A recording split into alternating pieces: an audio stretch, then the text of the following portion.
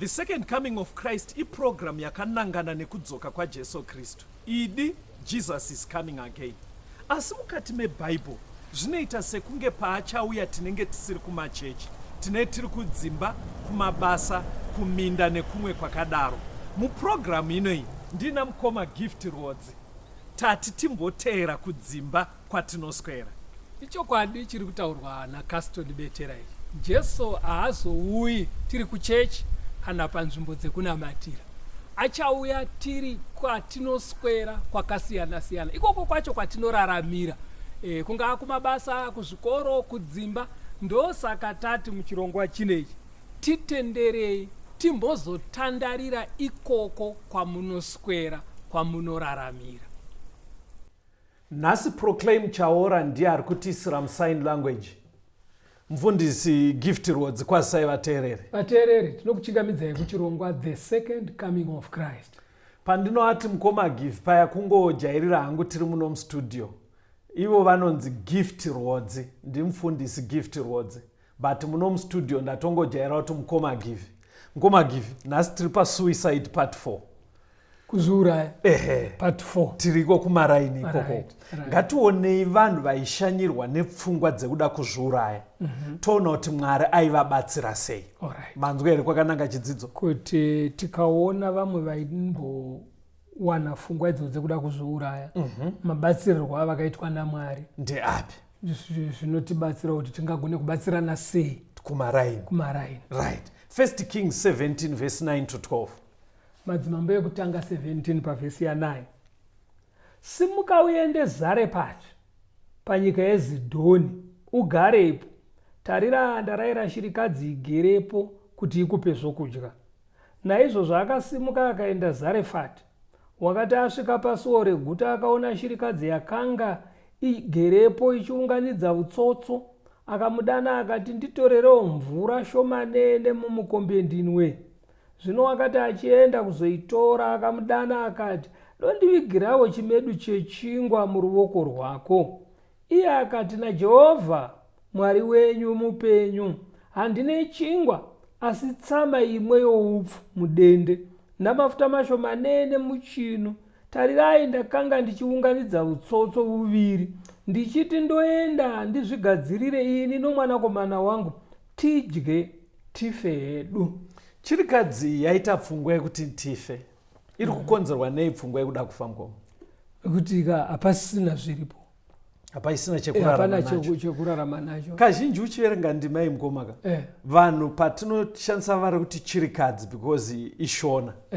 Hatimboone mwana mudiki, tiri kuona ana mbuya. Mupfungwa dzevazhinji. But mukaverenga uyu aitwa nemwana muduku. Saka nekumwe kutaura ndoda kuti mubvise pfungwa kuna mbuya vave chikuru. Ishirikadzi yechidiki. Ngatiisei kuma 30 years. Upenyu hwatomuomera ive nechimwana chake chimukomana. Havasina kana pekubata. Saka pavanzi tipewo mvura pasina problem. Akunoteka mvura.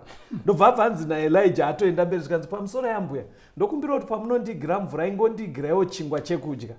Anzi akabva amira mukoma. Akati mugwasha, handizoti muedzere. Ipo pamuri kundiona ndichinonga huni kudai. Ndo miru yekupedzisira. Saka ndanga ndichitoti tikangodya kudai tofa hedu. Muri kuona kuti vanhu vakawanda vane masuicidal thoughts mukoma. Haasi kufunga kuti mushure mekudya Mwari achandipa zvimwe. Vazhinji vedu panooma zvino pfungwa yedu inonoti ndikurufu. Tinoona rufu ndo medzisiro yatinoona. Ichiverengai verse 13 to 15 yacho pana 1 Kings 17. Wane Madzimambo 17 pavhesi 13. Ipapo Eria akati kwaari, usatya hako, enda undoita sezvandataura, asi chimbondiitira ini chingwa chiduku undivigire icho, ugozviitira iwe nomwanakomana wako pashure. Nokuti zvanzi naJehovha Mwari waIsraeri, upfu huri mudende haungaperi, namafuta ari muchinu haangashayikwi, kusvikira pazuva Jehovha raachanayisa naro mvura panyika. Iye akaenda akandoita sezvakataura Eria. Iye mukadzi naiye Eria neimba yake vakadya mazuva mazhinji. Saka zviri kuitwa naMwari chii mukoma kubatsira mukadzi uyu? Mwari haana kuzviona kuti mukadzi uyu ari suicidal musi uyu. Akatozviona asati atuma Eria. Alright. Saka Eria akatotumwa kunomisa pfungwa yekuda kuzviuraya. Iri kumiswa sei pfungwa iyi? Mwari ari kuintroduce someone in her life. Kuzoti akaramba ari ega hazviite, panoda mumwe anouya mukutaura unogara. Ndoda kuburitsa pfungwa yekuti kazhinji solution yekubvisa pfungwa dzekuda kuzviuraya iri within the community, iri muvanhu. Swedera kune vamwe vanhu. Very good. Ndopairi kutoti even tutara economically kuti uri kuti muhombo wangu wemuriwo ndo wasara. Saka maisarudzai vakatuma mwana achida muriwo hauchaita uyu, ndikangotenhakaira hatisisina hatizoti chadyei. Solution itori pamwana atumwa emupe. Ndoda kuti muiburitse pfungwa yekuti kazhinji patinoona kunge taomerwa, Mwari ari kuda kutoshanda nemunhu auya iyeye kuti zviite nani. Pfungwa iyoyo kakastoni inotoda munhu anoziva Mwari, anoziva kuti ndikapa izvi Mwari achandipa kuvhara gepu. Unozoti kune vanhu vari kutadza kuchengeta nherera nevamwe vari kutambura because ari kutoti ini ndiri kutozvitambukirawo. Ndoda kuti ndipotozaya mumwe munhu ndiri kutostrugula kuti ndirere vana vangu otondipa imwe burden. Kazhinji haisi burden, teererai kumaraini kuya. Vanhu vaya vari kutumwa naMwari kutokubatsirai kuti musafe nenzara. Iwei yaMwari yekutogadzirisa pfungwa dzamuri kufunga kuti gore rino kuchafiwa bedzi ende gore rino kuchafiwa. Saka Mwari anotokupai vanhu, kwete kuti munazvo, but ari kuziva kuti through vanhu ivavo zvinobatsira pfungwa dzenyu, zvinobatsira kuti murarame. Amenoti ngaitsimbidzire sei, asi ndofunga vari kuzvinzwa. Kubatsira vamwe chero uchiona seune zvishoma kwakatonyanya kunakira iwewe. Jonah chapter 4 verse ya 1 to 4. Jonah chapter 4. Jonah 4. Toda kuona mumwe muenzaniso futi, verengai tenzwe. Asi zvakavodza mwoyo waJona kwazvo, akatsamwa, akanyengetera Jehovha akati, haiwa Jehovha, handizvo zvandakataura ndichiri munyika yangu here? Saka ndakachimbidzika kutizira Tashishi, nokuti ndakanga ndichiziva kuti muri Mwari une nyasha, une ngoni, usingachimbidziki kutsamwa, uzere nounyoro, muchizvidemba pamakafunga kuuyisa zvakaipa. Saka Jehovha zvino chinditorerai henyu upenyu hwangu, nokuti zviri nani kwandiri kuti ndife pakuti ndirarame. Jehovha akati, zvakanaka here zvawatsamwa. Mukomana akatsamwa ngoma. Because message yakatanga kuparidza kuNineveh aiti kwasara 40 days. Muri kutsva. Anga asina kana tsitsi even matauriro acho. Muri kutsva imi 40 days mirai muone muri kufa. Hanzi vanhu ndobva vatendeuka. Mwari haana kuzovaparadza. Handobva achita hasha zvikanzi mazvonaka makandishandisa. Imi mainyatsozva kuti mune tsitsi, mune mwoyo munyoro, munononoka kutsamwa, munoregerera, mainditumirei muchiziva kuti muchachinja mind. Saka hanzi akatsamwa Jonah zvekuti akatsamwa to the extent yekuti aiti beta ndife. Mandinombona kutsamwa kwokuti ukanyatsobvunzwa kuti uda kufirei, seipapa mungoma aida kufirei. Apa idzingori hasha kutsamwa kwagara hakubvi kuna Mwari. Handitika chinzwai manje, atsamwa kudaro Mwari vakaedza kutaura naye, toda kuti tigone kubatsira munhu anogona kutsamwa to the extent yekuda kuzviuraya, tikope zvakaitwa naMwari. Pana chapter 4 yaJona mukoma, verengai verse 5 kusvika pa8. Jonah 4 verse ya 5. Ipapo Jona akabuda muguta akandogara kurutivi rwamabvazuva rweguta, akazvivakirapo musasa ndokugaramo mumumvuri, achiti ndigoona zvichaitirwa guta. Jehovha Mwari ndokurayira muti womuchindwi akaumeresa kumusoro kwaJona, kuti uve mumvuri pamusoro wake, shungu dzake dzinyaradzwe. Zvino Jona akafarira kwazvo muti womuchindwi. Asi nezuva rakatevera Mwari akarayira gonye mangwanani rikamunya muchindwe ukasvava. Zvino zuva rakati richibuda, Mwari akarayira mhepo inopisa inobva mabvazuva, zuva rikabaya musoro waJona, akaziya, akakumbira kuti afe hake, akati zviri nani kwandiri kuti ndife kuti ndirarame. Zvainetsa. Saka paatsamwa muteereri, Jona akabva aenda pamute unopaza kuti akasunga muromo wake akasada kutaura. Ndobva hanzi nai Jona watsamwirei, anotaura. Ndiye kwanyana. Ndobva aenda kunze kweguta. Ameno paakanogara paine kashedhi kaivepo. ndiye ziya ari paasida kutaura. Mwari ndobva atona kuti muchinda asida kutaura, ndobva Mwari ati ndoita sei kuti ataure. Vanhu vazhinji vanenge vaine pfungwa yekuda kuzviuraya iyaya. Vamwe vacho havadi kutaura. Zvitori kwatiri isusu vemumaraini community kutsvaga way yekuti munhu agone kutaura aburitse hasha dzake. Saka hanzi muti uya ungori mumvuri yangoma. Mwari akatuma gonye ndobva wadyiwa, ndobva wabva wasvava. Saka papasina shedi. Besides kusvava, Mwari ndobva atuma mhepo inopisa nezuva. Hanzi akati otsva nezuva ari ipapo. Hanzi akaita hasha times 2. Akati zviri nani ndife. Because ainyatsoshaya chaari kutambura. Ende pese paiti zviri nani ndife aizotaura naMwari. Zviri mupfungwa make kuti asi chandiri kuraramira chii achitsva. Hani mazvionaka. Inzwai kuti Mwari akazoita sei. Chiverengai vhesi ya9 na10. Jona 4 verse 9. Mwari akati kuna Jona, zvakanaka here zvawatsamwira muchindwe? Akati zvakanaka kuti nditsamwe kusvikira parufu pamene. Jehovha akati, iwe wakanga une tsitsi nomuti womuchindwe wausina kutamburira kana kuumeresa iwo. Wakamera nousiku humwe ukaparara nousiku humwe. Ko zvino ini handizaifanira kuva netsitsi neNinevha, riya guta guru muna vanhu vanopfuura zviuru zvine 120 vasingazivi kuti ruoko rwavo rworudyi kana ruoko rwavo rworuboshwe ndorupi, uye zvipfuwo zvizhinji here. Muri kunzwa vataura naye azotaura. Muri kuona kuti pavamuchuna vachiomesa muti vachidii, mukuona dzazotaura. Zvikanzi iwe wakatsamwirewo. Zvikanzi aikona ndibvunza, muri kuzviziva. Ndakatotsamwa kusvika pakufa. Saka vanhu vanombotsamwa kumaraini. Still vachitsamwa. Chatiri kudzidza panyaya ichi, kune vamwe vakatotrainwa maprofessional counselors vanoziva kubatsira munhu ari muchimiro ichocho. But generally tiri kumaraini, let the person talk. Hatitei zvinoita kuti ataure, kwete kupopota, kutaura. Hatitaurei naye, ngatiswederei padhuze. Chii chimwe chamaona mukoma chingabatsirike panyaya? Toda kuti tinzwe rwiyo. Taona kuti kutsamwa kunokanganisa mafungiro. Kunogona kuti kana watsamwa because ropa rinenge risingachashandi zvakanaka, oxygen haichaendi kwese zvakanaka, saka pfungwa dzinokanganisika. Saka pfungwa dzekuzviuraya dzinogona kuuya muhasha. Exactly. Dzinouya muhasha. Saka hatidi chimiro chakadaro. 1 Corinthians 6 vhesi ya20 inoti kudii mukoma? Tinzwe rwiyo. 1 vaKorinde 6:20. Nokuti makatengwa nomutengo, naizvozvo kudzai Mwari mumuviri wenyu. Imwe reason why tisingafaniri kutomboita hasha dzakadaro kana kuda kufunga kuzviuraya, hatizi vedu. Jesu Kristu paairembera pamuchinjiko aisaitira vanoenda kuchechi chete. Aiitira isusu vari kumaraini. Takatengwa nemutengo unokosha, hatizi vedu. Saka hasha hadzina kunaka mukoma. Pane dzimwe hasha dzaunoshaya kuti anganyatsotsamwirei.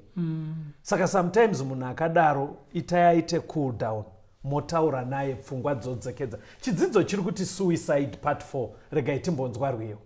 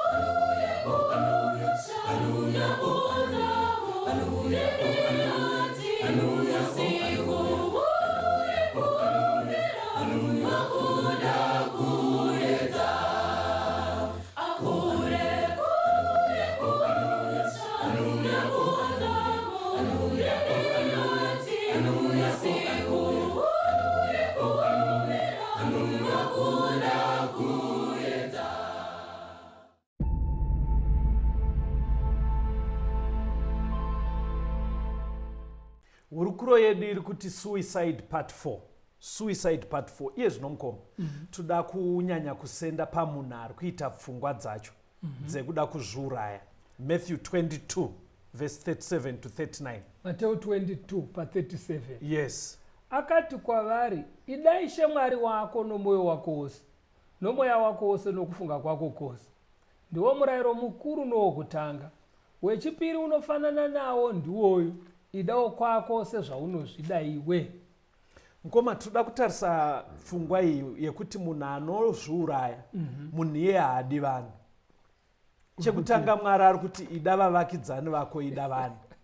Munhu iye haadi vanhu. Ndoda kupa muenzaniso mukoma. Toita mukomana ari kucollege, kuuniversity. Part 4 kazhinji kachiti part 4 pa1st degree tiri kureva kuti aakupedza. Part 4 ari kutonyatsoziva kuti vabereki vengu vachitambura ndiye mukomana wokutanga. Mari dzanga dzichinetsa. Obva abva kucollege weekend, obva auya kumba, haana chaambotaura, opinda murumu, onyora bepa rekuti sarai mugarike, ozvisungirira. Munhu iye haadi vanhu. Mirai ndikuradzei kuti sei. Paabva kuchikoro, vekuchikoro haana kuvaudza. Pauya kumba haana wataura naye, angonyora kuti sarai mugarike. Panhamu pake chaipo, tisati tasvika panhamu, mapurisa achauya. Vanotanga kunetsa baba wake. Aiwa, taurai. Mune kupopotedzana kwamakamboita here? Mune zvamainetsana here? Even vambotorwa statements, mumwe anotomboenda kukamba kwemapurisa. Vombonzi vambotorwa. Ndoda kuti aedze kuima, I know kuti anenge afa ake, but izvino tutaura nemi musati mafa watereri. Toda kuti uimagine, uone stress nemaproblem aunokonzera vanhu ukazviuraya. Baba vari kujandaidzwa, vari kubvunzwa. Ngatichionai panhamu pacho pari kuuya vavakidzani, vanenge vachiti mukoma. Vavakidzani. Vanhu vanotaura zvavanoda pasunge pa munhu akomita suicide. Vachiti ndivo vaishungurudza mwana ivo. Vaishungurudza mwana nhema. Murume mukuru akadai haangangofa. Iye ukaona munhu ati sarai mugarike, pane zviripo. Tarione zvinotanga kuita maraini achitaura nyaya iyoyo. Ngatichibvai ipapo mukoma. Hatichiendai kucollege kwaabva. Vari kusara vachiti chii vamwe wake? Kune kunetseka. Vanotanga kuti handofunga mweya chaiwo. Uona mufesi uyu kubva part 1 tinaye. Good munhu. Ndozvine zvakutaura boys. Utswa good munhu.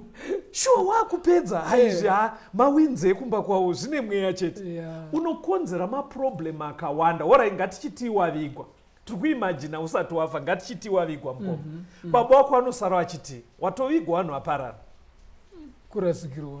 Vanosara kuti asi chii chakapinda mwana wangu? Ndiona kuti vangona kutozobatwa BP.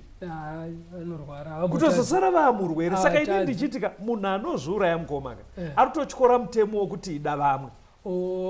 Ndopane pfungwa kuti haadi vamwe munhu. Zvauri kuita izvozvo hauna kumbogara pasi kuti uone zvichakonzerei kuvanhu. Uri kungoita, hausi kufungawo kuti isusu zvinotiafekta zvakadii. Hatichionai kuti tinogona kubatsira sei munhu awirwa nedambudziko iro. Pana 2 Samuel mukoma, chapter 13 verse 17 kusvika pa21.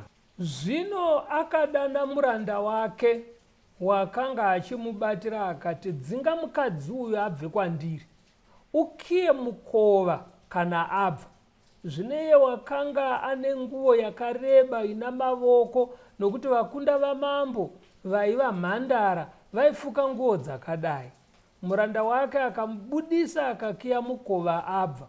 Zvino Tamari akaisa madota pamusoro wake, akabvarura nguo yake yakareba ina mavoko, akabata ruoko rwake pamusoro wake akaenda achichema.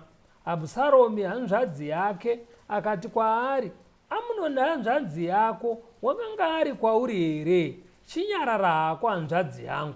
Iye hanzvadzi yako, usazvidya mwoyo nemhaka yechinhu ichi. Naizvozvo Tamari akagara ari woga mumba maAbhusaromi hanzvadzi yake. Asi mambo Dhavhidhi wakati achinzwa izvi zvose akatsamwa kwazvo. Pfungwa yatauda kutaura mukoma ndeyekuti munhu akawirwa nezvinhu zvisina kunaka anoda rehabilitation. Tamari abhinywa naAmunoni. Upenyu hwake hwatochinja kubva pamomendi iyoyo. Ende anga akushaura kuti ndonanga kupi. Arizoziva kuti kumba kwamambo hakuchaendeki. Astranded anowhere. Absalomu apa akagona. Alright. Akatora hanzvadzi yake kwakumupa pekugara kumba kwake. Ehe. Saka ndiri kuti pane macases mamwe anoitika muupenyu ekuti isusu community, isusu vari kumaraini ndisu tinofanira kuswedera padhuze nemunhu kumubatsira mukoma. Alright. Mukamusiya ari ega pfungwa dzinowanda seipapa patamapo dai asina kuakomodhetwa mukunzwa kuti angabvarura hembe aenda madota next pfungwa ndeyekuti ndofa. Because pane mibvunzo yemukoma inoda kuti munhu asashaye anza. Right. Akashaya anza pamibvunzo iyi anogona kufunga kuti anza kufa. Number 1 kuti saka ndichaita sei. Alright. Number 2, where will I go from now? Ndoenda kupi? Right. Question iyoyo haidi kuti munhu ashaye anza. Yekungoti munhu akamirapo oti where will I go? Oshaya anza. Hazvina kunaka. Then another question mukoma yandanyora apa ndeyekuti who will give me money? Ndiani achandipa mari? Ehe. Munhu afanira kuti akazvibvunza mubvunzo azvibvunza ona kwese kusina anza. Hazvina kunaka. Then another question, where will I sleep today? Tikunorara kupi nhasi? Ehe. Nekuti where will I get food? Zvekudya zvacho ndichizwa. Saka isusu community tikaona munhu aomerwa pamibvunzo yatataurai hatikasike kuswedera kune munhu. Alright. Izvozvo tinovhara gepu panogona kupinda nepfungwa yekuzviuraya. Ehe, ngatipe example mukoma. Mwana ari pachikoro, ngatiti boarding school. Obva arepwa zvinozikanwa, ngatiti musikana. Obva arepwa zvinozikanwa. Zvazikanwa pachikoro. Vabereki vacho pamwe vambodetswa kufunga kwenyu mimi pachikoro pachiri kuita iyi. Apachamuitira kana nekuti vese vanenge vachingomunogedzera ndiye. Ko akadzoka kumaraini kwaanosongoonekwa holiday otonzi adzoka chii chinotaurika? Unotanga kutaura kuti kozvafamba sei? Andikuona kuti pari kunyatsonera. Panoda uchenjeri hwekuti paite kana vamwe sekuru vanoti ngaachiuya kuno ndigare naye atange chikoro ari kuno, because muri kutoona kuti kwese hakusi kugashirika ende zvinokonzera pfungwa dzekuti chandiri kuraramira chii, because vanotanga kumubvunza kwe wakatodzoka kuchikoro? Asi uri kurwara kana uchadzokera musi wemande? Saka hafani kushaya anza pamibvunzo iyoyo. Saka tiri kuti chimwe chatogona kubatsirana kumaraini papfungwa iyi, ngatiswederei kune munhu awirwa nezvamuwira zvinogona kudyara pfungwa yekuzvura yedzokorora ipapo mukoma. Kwete kana hama ine zvasvika paari zvinogona kumutsa pfungwa yekuzviuraya, anoda vanhu vanouya kuzomubatsira, pamwe pacho kutomusudurudza paari kuti aende kwakasununguka kwaasingarangaridzwe zvaitika. Vamwe vanodzidza bhaibheri vanototi Mary Magadharini chikonzero aiva kunzi Magadharini zita reguta. Pane zvakaitika kwaari zvaakaona kuti hazvichagashirike munharaunda, kwakuchinja kwekunogara. Saka kazhinji munhu akadhisaidha ege kumuvha haanorefomi. Ndoda kuti ndipe example yemwana wandati toti arepwa ari pachikoro paboarding. Munoziva kuti akangokaruka abva paboarding paya haana kuudza matron, haana kuudza headmaster, kumborega kusvika. Munoziva kuti munhu iyeye patone njodzi. It's either anonozvibata rafu kwaenda kana kuti anonofa. Ndopfungwa yandaida kuona. 2 Corinthians chapter 10 mukoma. Verengai verse 4 to 5.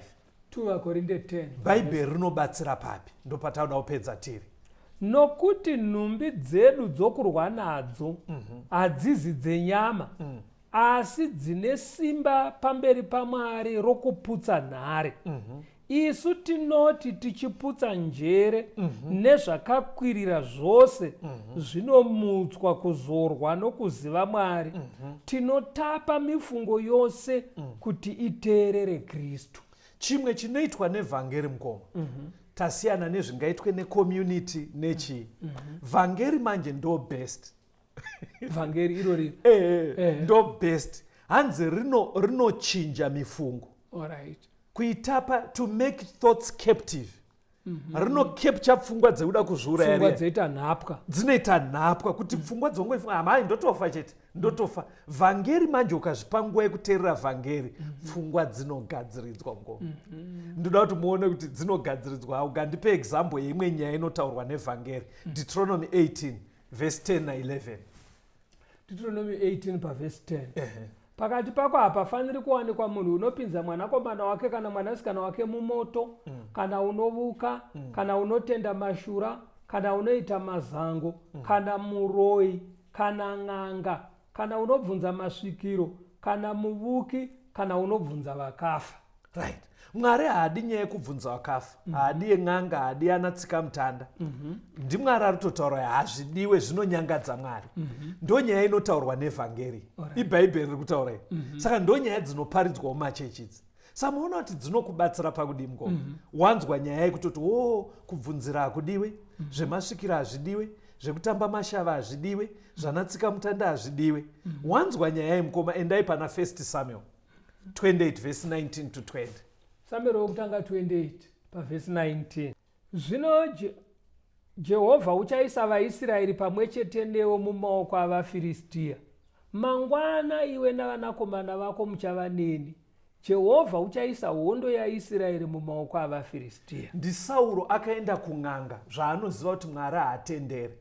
Ari kun'anga akaudzwa nemweya wakaipa waibudira pan'anga kuti iwewe mangwana unenge wafa. Tine tato tese. Saka language yacho chaitaura chaita kunge Samuel. Saka Samuel muprofita waMwari. Hakuna angambofunga kuti Samuel angaende kunotsva nemoto. Saka chinhu chaitaura chainge Samuel chobva chati don't worry mangwana tine tatese. Saka chizonzwa ipa akaenda kuhondo. Anditika pana 2 Chronicles. Toda kuti tipedze nyaya chapter 10 verse ya 4 to 6. Makroniko echipiri chapter 10 pavhesi ya 4. Yes. Ipapo Sauro akati kumubati wenhumbi dzake dzokurwa nadzo, vhomora munondo wako undibaye nawo, kuti ava vasina kudzingiswa varege kusvika vandidadire. Asi mubati wenhumbi dzake dzokurwa nadzo wakaramba nokuti wakanga achitya kwazvo. Naizvozvo Sauro akatora munondo wake akazviwisira pauri. Zvino mubati wenhumbi dzake toda kutenda. Sauro aita suicide. Muri kuona here kuti mukoma nenyaya yatanzwa yaaudzwa kun'anga. Chimwe chiri kuita kuti aone suicide iri option iri nyore. Audzwa kunzi tine tatese naSamuel. Osaka pakufariro ndiri kuenda kuna Samuel. Because ari kuona iri option iri nani pane kuenda kuvaFiristia. Chakonzera kuti adaro chipashayikwa vhangeri. Vhangeri manje ndo rinotiudza kuti zvehope dzatinorota dziya mai vachiti mwanangu ndigere zvakanaka dai wauya kwandiri. Iwo chizoti mai vandiri kurota vakafa. Unobva waziva kuti mweya yetsvina. NdiSatani arida kundikurudzira kuzviuraya. Because kune vanhu vanenge vachiti pastor inini ndiri kutambura but kugona mama wangu ndiri kugara ndichivarota vachingoti uya kwandiri. Uya kwandiri. Mukuona chitsotsi chacho. Mweya yetsvina iri kukakata kuti ita suicide uye. Nekuti hapana kuverenga shoko zvakajeka. Very good. Saka vhangeri manje rinokusunungura unobva waziva kuti kunyepa ukafa hakuna rugare, ukafa hakuna kunonzi kwakati chechetere, kune rugare. Vhangeri ndo rinovhura pfungwa. Ngoma ndoda kuti muoneke vateereri ndisandawapa phone number. Vateereri nyaya dzekuzviuraya idzi siyanai nadzo. Batsiraiwo futi vamwe vari pedyo nemi vane pfungwa idzodzo. Mwari akusunungurei. Inini ndingangoti uyai kuvhangeri. Uyai kuvhangeri muchinjwe mamwe maonero amuinawo neshoko raMwari. Toita kuona kuri correct. Phone number idzi mukaisa message paWhatsApp tinokupai malinks mopinda mumagroup kuti muwane zvidzidzo. 0717 091 615 0717 091 615 kana kuti 0775 909095 0775 909095. Tisangane zvakare pachirongwa The Second Coming of Christ. God bless you.